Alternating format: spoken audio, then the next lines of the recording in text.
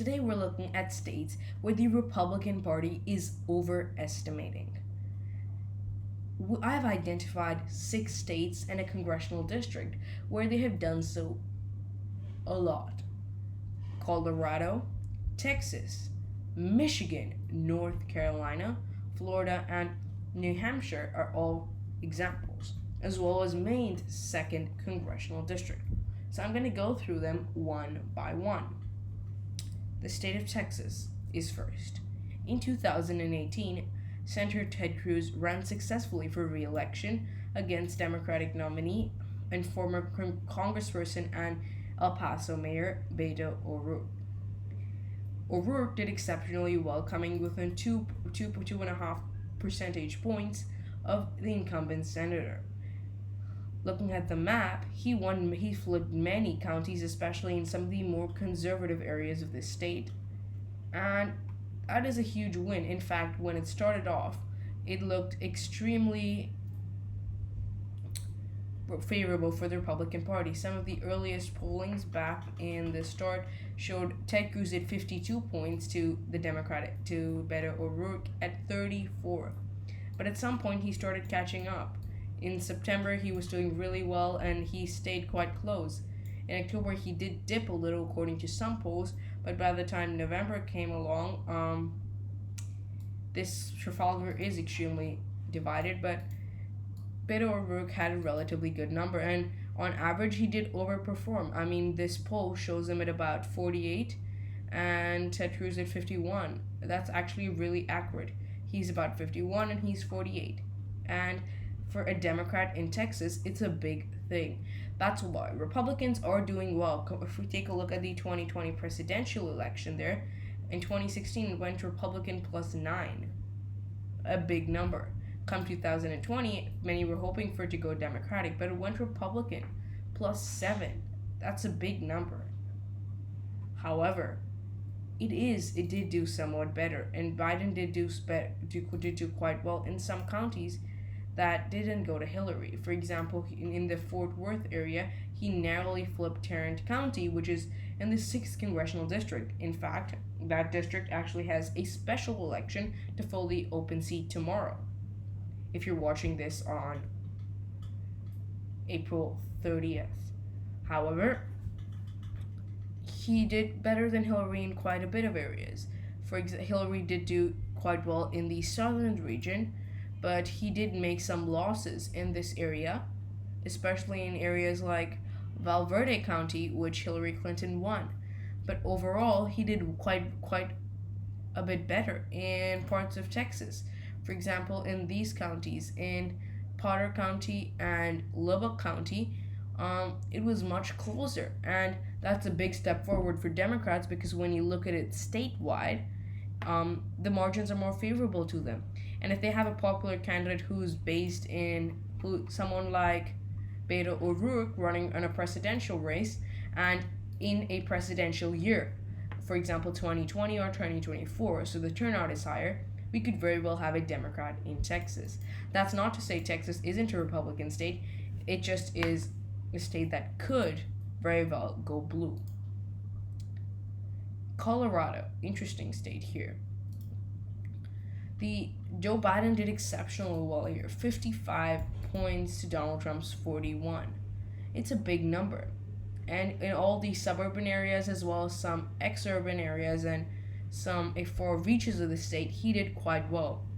Colorado was 9.1% more Democratic than the nation as a whole. Looking back at 2016, it went to Hillary Clinton by a lesser margin. She got 48. There's only a 5-point difference.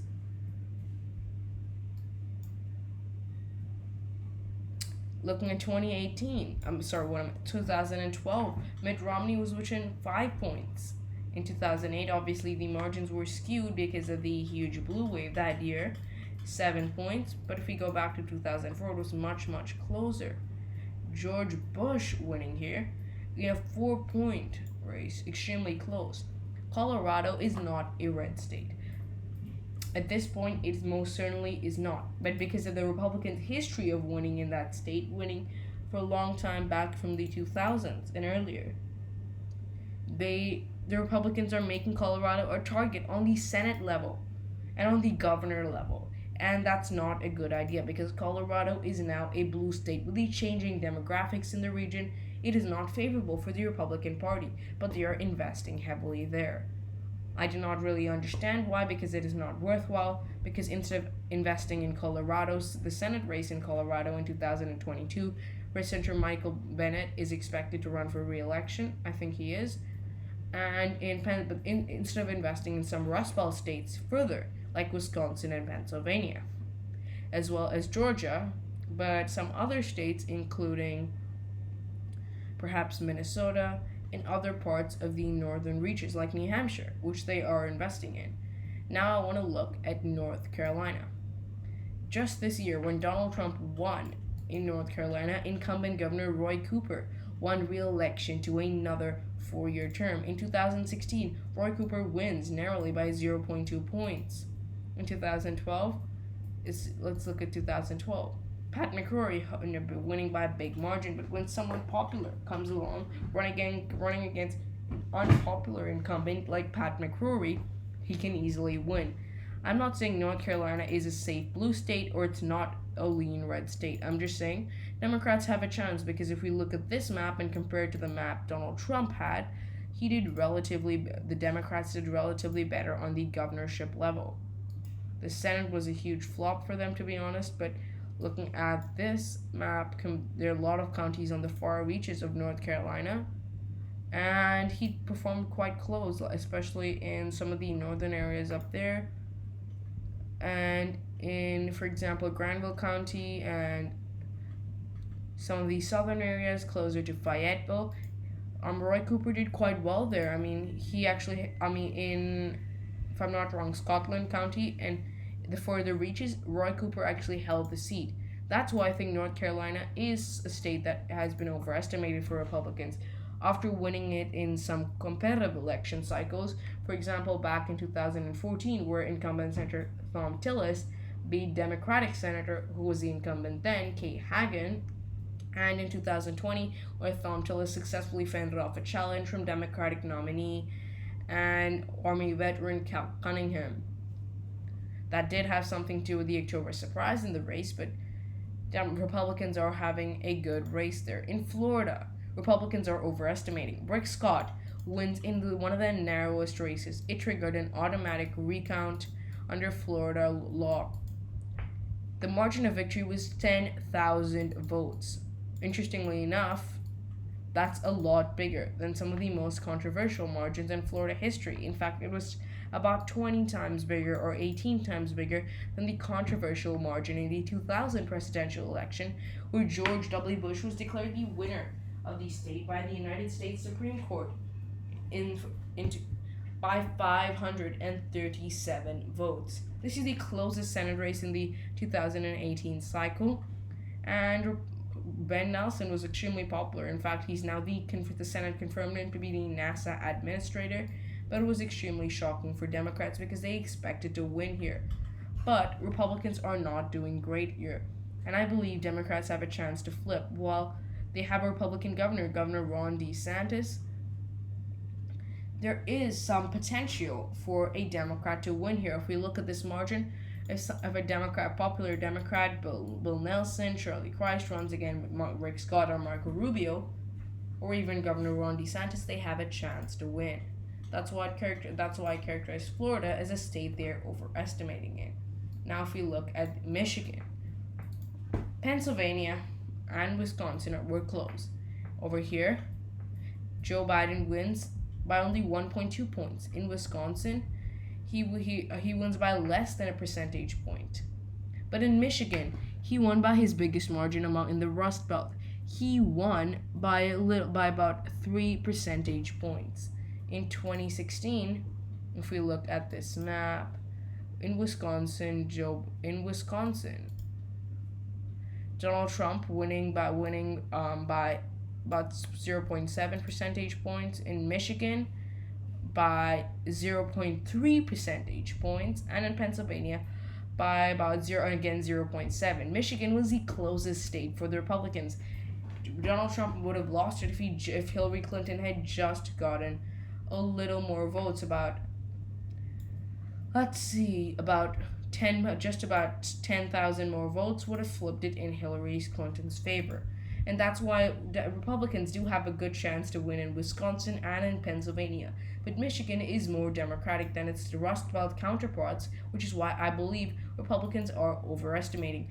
Republicans do have an inroad in that state. For example, in the recent Senate race in the state, they were actually made the race between Gary Peters, the incumbent Democrat Gary Peters, and Republican nominee John James quite close, but that did have something to do with John James being an African American and Gary Peters not being one of those Washington establishment senators.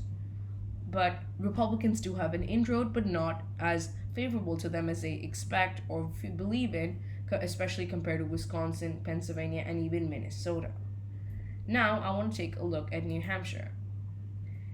And the 2018 New Hampshire Senate election, sorry, I messed up. New Hampshire United States Senate, is that right? Let's see, New Hampshire Senate race 2018. There, sorry, I went to the wrong one.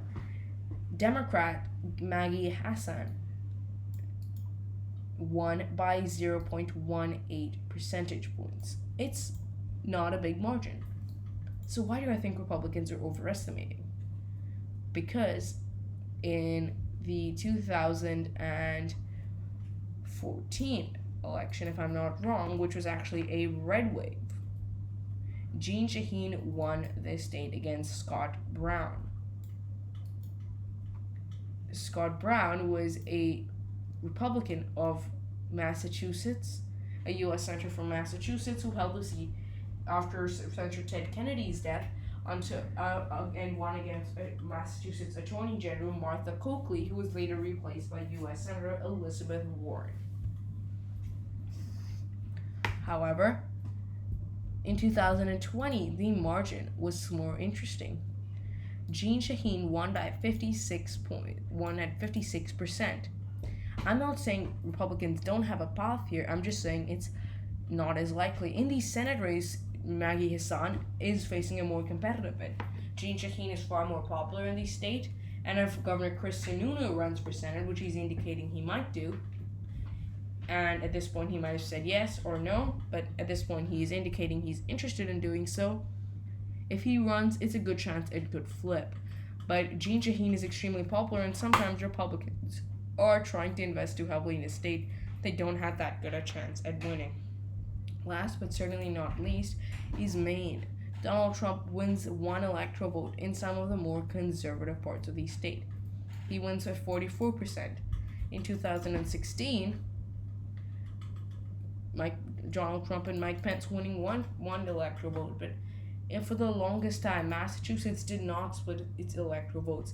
The first time, Maine did not split it. For the first time, Maine split its electoral votes was in 2016 when Donald Trump won its second congressional district. I mean, it's a heavily Democratic state. It's been Democratic since before Bill Clinton. If I'm not wrong, the last time it went for Bush. Michael Dukakis of Massachusetts lost it by a big margin.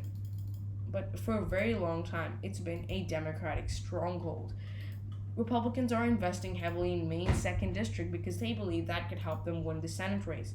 But the real reason Susan Collins won was because of something to do with the dark money involved in the race. And I just believe Maine is not as easy for Republicans. I mean, it is realigning in the Republican direction, but it is not as easy as some of the other states. New Hampshire, Rhode Island, Connecticut, Pennsylvania, and the Northeast and Snowbelt region. But that's all for today's video. Thank you for watching, and please hit that red subscribe button right below. It really helps me. If you like my content, please give me a thumbs up. Thank you. Brought to you by Tane Politics.